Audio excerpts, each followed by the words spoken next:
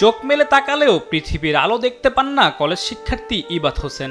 স্বৈরাচার পতনের আন্দোলনে ১৯ জুলাই নরসিংদীর ভেলানগরে চোখে গুলিবিদ্ধ হন ইবাত।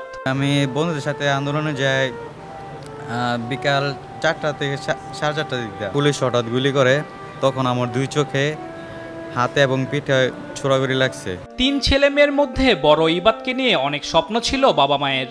ঘাতকের বুলেট নিমিষেই ছিন্ন করে দেয় সব স্বপ্ন। ছেলের অনিশ্চিত ভবিষ্যৎ চিন্তায় ভেঙে পড়েছেন মা।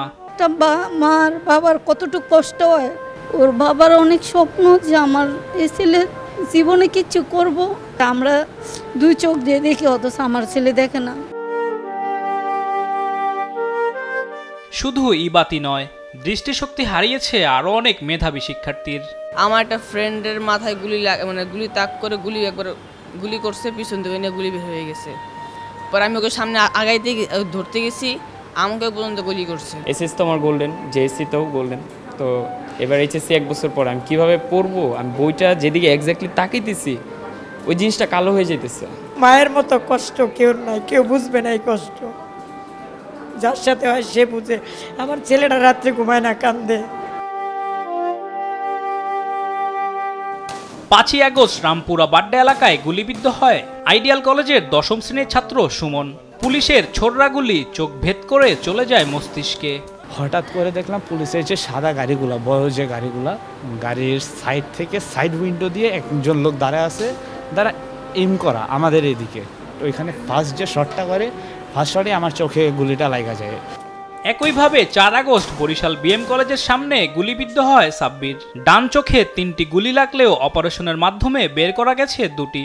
পুলিশের সাথে আমাদের ধাওয়া পাল্টা হয়, পুলিশ আমাকে গুলি করে, আমি রাস্তায় পড়ে যাই। ক্ষমতা আঁকড়ে রাখার নেশায় নারকীয় হত্যাযজ্ঞে মাতে শেখ হাসিনা ও তার দোসররা। বেপরোয়া হয়ে ওঠা আওয়ামী ক্যাডার ও পুলিশের গুলিতে প্রাণ হারায় অগণিত। গুলিবিদ্ধ হয় অন্তত কয়েক হাজার মানুষ।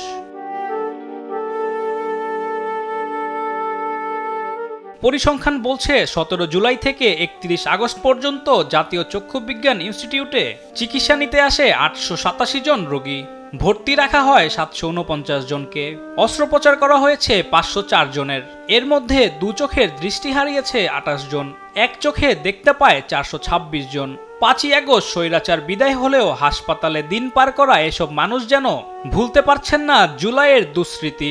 চোখের আলো না ফিরে পেলেও জীবনের আলো ফেরাতে অন্তর্বর্তী সরকারকে পাশে চান ভুক্তভোগীরা। আলিমুজ্জামান সাফওয়ান, দেশ টিভি, ঢাকা।